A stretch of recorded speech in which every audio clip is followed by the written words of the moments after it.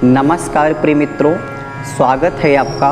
मैं आचार्य अनूप त्रिपाठी और आप देख रहे हैं ज्योतिष एवं वैदिक ज्ञान।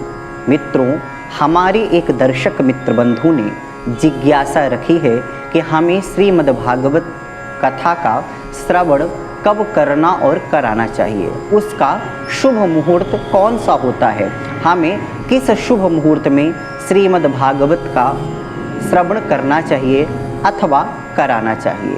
तो आज का वीडियो उन्हीं के लिए है, और उन्हीं के लिए नहीं बल्कि हम सबके लिए है जिनके मन में यह जिज्ञासा रहती है कि भागवत सुनने का शुभ मुहूर्त कब होता है और हमें भागवत कथा कब सुननी चाहिए, जिससे कि हमें भागवत सुनने का पुण्य अत्यधिक मात्रा में मिले।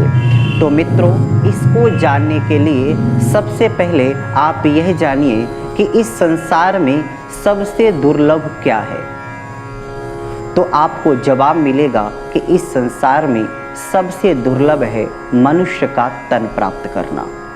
84 लाख योनियों में 83,99,999 योनि के पश्चात एक योनि मनुष्य तन की मिलती है। इसीलिए मनुष्य तन को साधन का धाम और मोक्ष का द्वार कहा गया है। बाबा गोस्वामी तुलसीदास जी ने भी कहा है, बड़े भाग मानुष तन पावा, सुर दुर्लभ सद ग्रंथनि गावा, साधन धाम मोक्ष कर द्वारा, पाई न जहि परलोक सवारा। बड़ा ही दुर्भाग्यशाली व्यक्ति होगा जिसको अत्यंत दुर्लभ मनुष्य तन प्राप्त करने के बाद वह साधन न करे, क्योंकि यह मनुष्य तन साधन का धाम है और मोक्ष का द्वार है, मोक्ष के करीब है और कई साधनों से युक्त है। इसके बावजूद वह साधन नहीं करे तो उससे बड़ा दुर्भाग्यशाली इस दुनिया में कोई नहीं है।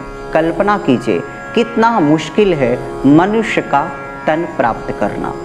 आप अगर शूकर कुकर आदि गधे आदि की योनि में हैं तो कल्पना कीजिए कि क्या आप अपनी गति को सुधारने के लिए क्या कोई साधन कर सकते हैं। तो जवाब है नहीं कर सकते हैं। आप चाहें तब भी नहीं कर सकते हैं। यह संसार आपको किसी भी प्रकार का साधन नहीं करने देगा। कल्पना कीजिए कोई श्वान कुत्ता मंदिर चाहे कि मंदिर में जाकर के पूजा करे, भोलेनाथ को जल चढ़ाए या कथा श्रवण करे, आरती का दर्शन करे या प्रसाद खाए, मंदिर में जाकर के बड़े श्रद्धा भाव से भगवान का हो जाए। कल्पना कीजिए क्या पुजारी जी उसको कभी मंदिर के अंदर घुसने देंगे? पंडित जी घुसने देंगे? उस मंदिर में रह रहे भक्त क्या उस कुत्ते को मंदिर के अंदर घुसने देंगे? कोई गधा सोचे कि आज मैं एकादशी का व्रत रखूंगा और मालिक से बोले कि आज मेरा व्रत है, आज मेरी इच्छा के अनुसार फलाहार देना, तो क्या मालिक उसको उसका फलाहार एकादशी का देगा? कोई भी योनि जो मनुष्य के अलावा किसी भी प्रकार से है, क्या वो अपनी गति को सुधारने के लिए किसी भी प्रकार का साधन कर सकती है? नहीं कर सकती है। तो मनुष्य तन ही एक ऐसा है जो साधनों का धाम है। कई प्रकार के साधन हैं जिसको मनुष्य कर सकता है। लेकिन एक बात यहाँ जानने वाली यह है और महत्वपूर्ण यह है कि धाम का अर्थ होता है जहाँ कई प्रकार के सत्कर्म हो और एक से बढ़कर एक सत्कर्म हो। आप जानते हैं कि वैसे धाम 4 प्रकार है, यानी बहुवचन में है। तो अब यह और अत्यंत दुर्लभ हो जाता है यह जानना कि हमारे लिए उपयुक्त साधन कौन सा है, क्योंकि हम जानते हैं कि हम कलयुग के प्राणी हैं। हमें ना तो समय है और ना ही विधि है और ना ही किसी भी प्रकार साधन करने का हमारे पास जानकारी है। इसलिए हमारे संस्कार ऐसे नहीं है कि हम ज़्यादा समय तक किसी साधन को, किसी सत्कर्म को कर पाए। तो यह और ज़्यादा कठिन हो जाता है कि वह साधन कौन सा है जिस साधन के द्वारा हमारा जीवन सध जाए, हमारा जीवन सिद्ध हो जाए और हमारी गति सुधर जाए। यही प्रश्न नारद जी का भी था वो ज्ञान और वैराग्य के लिए, लेकिन उनके लिए भी तो ये प्रश्न ही था कि वह साधन कौन सा है। कौन बताएगा वो साधन जिस साधन को करके मैं ज्ञान वैराग्य की मूर्छा को दूर कर सकता हूँ। अगर आप देखें तो वह ज्ञान वैराग्य के लिए नहीं बल्कि हम सबके लिए है, क्योंकि ज्ञान और वैराग्य हमारा भी मूर्छित हो चुका है। इसलिए नारद जी ने हम लोगों के ऊपर कृपा करके उस साधन के बारे में पता लगाने की कोशिश की। क्वः भविष्यन्ति संतस्ते कथम दास्यन्ति साधनम मयात्र किम प्रकर्तव्यम यदुक्तम व्योम भाषया। श्रीमद् भागवत में ही लिखा है। और वो यत्र तत्र पूरे मृत्युलोक में भ्रमण करते हुए अंत तो गत्वा वो विशाला क्षेत्र में पहुँचे और वहाँ सनकादियों ने उनकी जो जिज्ञासा है उसको खत्म कर दी और शनकादियों ने उन्हें साधन बताया जिस साधन को करने से ज्ञान वैराग्य पुष्ट हो सकते हैं, जिस साधन को करने से जीवन मुक्त हो सकता है, जिस साधन को करने से हमें हमारी इच्छा मनवांछित फल प्राप्त हो सकता है, हमारे उस साधन से अनेक प्रकार के कार्य बन सकते हैं और अंततोगत्वा हमारी सद्गति हो सकती है। उस साधन को सनकादियों ने नारद जी से बताया और बताया उपाय सुख साध्योत्र वर्तते पूर्व एव ही। हे नारद जी, यहाँ वो साधन पहले से ही मौजूद है जिस साधन की कल्पना करके जिज्ञासा लेकर के आप यहाँ आए हैं, और उस साधन का नाम है श्रीमद् भागवत महापुराण का श्रवण करना। तो क्या श्रीमद् भागवत कथा का श्रवण करना इतना सरल है? क्या इतने दुर्लभ मनुष्य तन को पाने के बाद इतने समस्याओं से घिरे हुए मनुष्यों के लिए क्या इतनी सरलता से प्राप्त हो जाने वाली भागवत सच में इतनी सरल और सहज है? तो जवाब है नहीं। दुर्लभेव कथा लोके श्रीमद् भागवतोद्भवा कोटि जन्म समुत्थेन पुण्येनैव तु लभ्यते। कोटि जन्म समुत्थेन पुण्येनैव तु लभ्यते। श्रीमद् भागवत की कथा अत्यंत दुर्लभ है और पुण्यात्माओं को ही प्राप्त होती है, इसलिए यह इतनी सहज और सरल नहीं है। तो क्या इतनी दुर्लभ श्रीमद् भागवत सुनने के लिए क्या कोई मुहूर्त की भी आवश्यकता होती है? क्या मुहूर्त देख करके इसको टाला जा सकता है या टालना चाहिए? या श्रीमद् भागवत के लिए जो इतना दुर्लभ और अत्यंत फल प्रदायिनी है, क्या इसके लिए किसी समय विशेष की कल्पना है?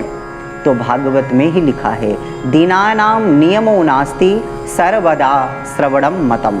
अर्थात इसको सुनने के लिए किसी भी प्रकार के दिन की व्यवस्था नहीं है, किसी भी प्रकार के समय की कल्पना नहीं है।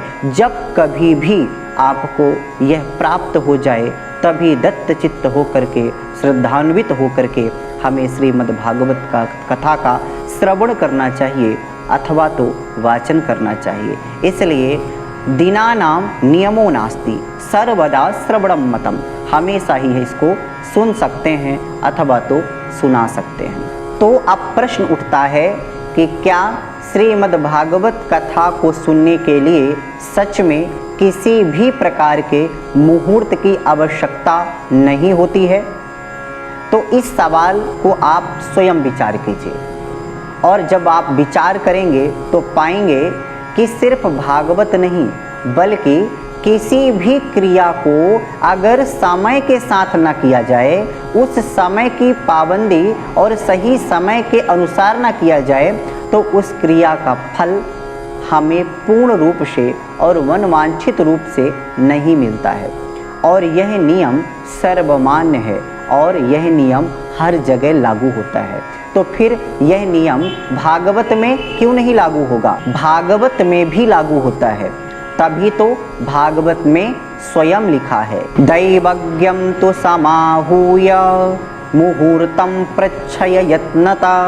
अर्थात अगर हमें किसी भी प्रकार से निष्काम परोपकारार्थ या आपातकालीन भागवत करनी है तो उसमें मुहूर्त की इतनी आवश्यकता नहीं है। लेकिन अगर हमें वहीं भागवत अनुष्ठानिक रूप में या विशेष आकांक्षा या किसी विशेष फल की प्राप्ति के लिए, लौकिक भौतिक सुख प्राप्ति के लिए या किसी भी प्रकार के हमारे व्यक्तिगत रूप में हमें भागवत करनी है, तो उसके लिए मुहूर्त की परम आवश्यकता होती है। क्योंकि किसी भी चीज़ को सही समय पे करने का नाम ही तो मुहूर्त है। तो हर वस्तु एक ठीक समय पे की जाती है और की जानी चाहिए, इसलिए भागवत का भी एक मुहूर्त होता है और इस बात को स्वयं भागवत ने ही कहा है, अर्थात भागवत में लिखा है। दैवज्ञम तु समाहूय मुहूर्तम प्रच्छय यत्नतः मुहूर्तम प्रच्छय। हमें यत्न पूर्वक मुहूर्त पूछना चाहिए। किससे? दैवज्ञम तु समाहूय, एक अच्छे ज्योतिषी को बुला करके हमें भाव पूर्वक सम्मान पूर्वक एक ज्योतिषी से गणना करके मुहूर्त पूछना चाहिए। सही क्रिया को सही समय पर करने का नाम ही तो मुहूर्त है, इसलिए हमें सही मुहूर्त पर भागवत सुननी चाहिए। अगर वह किसी व्यक्तिगत रूप, अनुष्ठानिक रूप या किसी विशेष आकांक्षा के लिए हम करना चाहते हैं। इस बात को भागवत ने भी कहा है, अर्थात भागवत में भी लिखा है। भागवत में 6 मास बताए गए हैं जिनमें हमें भागवत की कथा श्रवण करनी चाहिए। आषाढ़, श्रावण, भादौ, कुंवार माने आश्विन, कार्तिक, अगहन यानी मार्गशीर्ष, इन 6 मासों में भागवत की कथा हमें श्रवण करनी चाहिए। मासानां विप्रहेयानि तानि त्याज्यानि सर्वथा। यह और ज़्यादा इस बात को स्पष्ट करता है कि हमें किस प्रकार से भागवत के लिए मुहूर्त का विचार करना चाहिए। अर्थात अगर अशुभ समय है तो हमें त्याज्यानि सर्वथा, हमें सर्वथा ही उस दिन को, उस मास को त्याग देना चाहिए, छोड़ देना चाहिए। तो आइए सबसे पहले जानते हैं कि हमें कब कब भागवत की कथा करनी अथवा करानी चाहिए।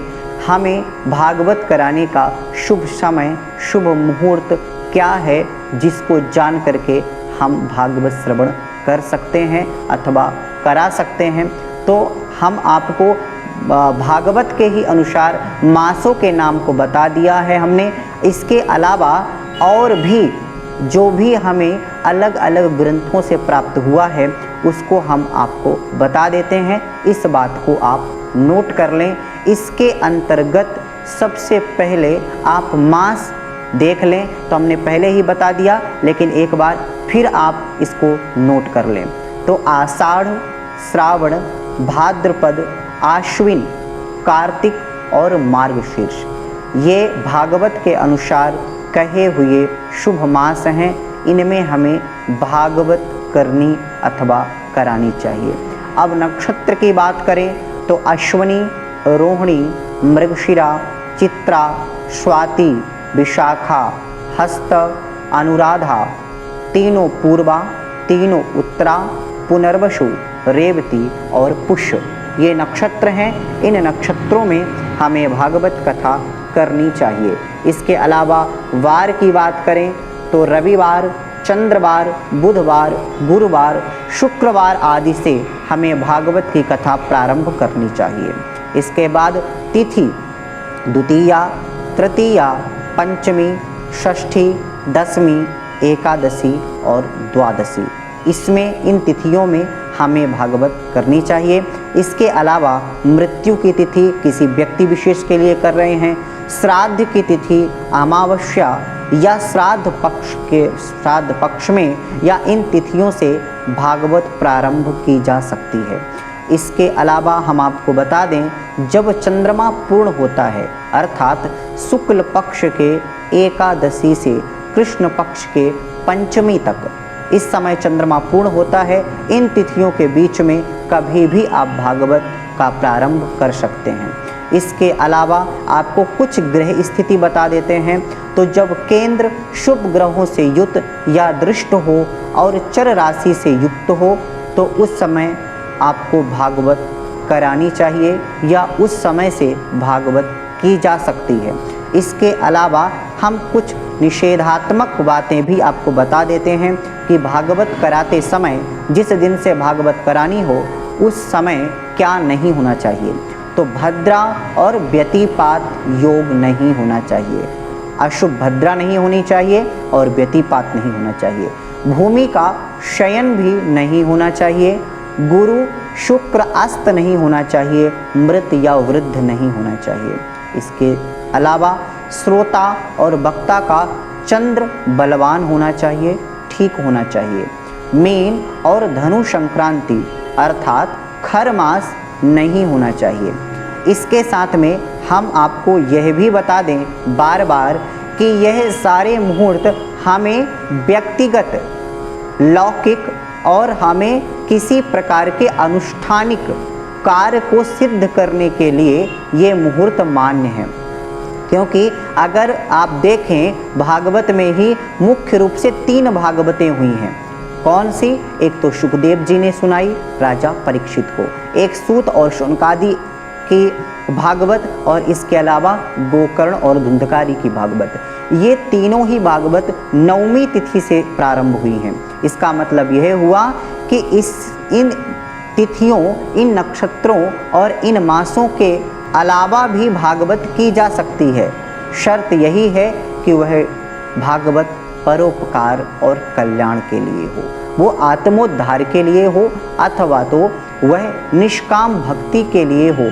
वह भागवत हमारे किसी व्यक्ति विशेष के लिए आपातकाल परिस्थिति में की जा रही हो, ऐसी अवस्था में भागवत कभी भी की जा सकती है। हमने जो मुहूर्त बताया है वो मुहूर्त सिर्फ इसलिए बताया है कि भागवत श्रवण करने का अधिक फल आपको कैसे मिले, ये मुहूर्त के द्वारा तय होगा। और हमें भागवत ने भी बताया, जैसा कि हमने आपको पहले ही बताया, मासानाम विप्रहेयानि तानि त्याज्यानि सर्वथा, हमें बुरे समय का परित्याग तो करना ही चाहिए अगर वह शुभ समय नहीं है, भागवत श्रवण करने योग्य नहीं है। इसलिए मैं आशा करता हूँ कि आप लोग इसके बारे में अपनी समझ के अनुसार कार्य करेंगे। चलिए अभी के लिए बस इतना ही, आगे फिर उपस्थित होंगे आपके सामने एक नई जानकारी के साथ। तब तक के लिए नमस्कार।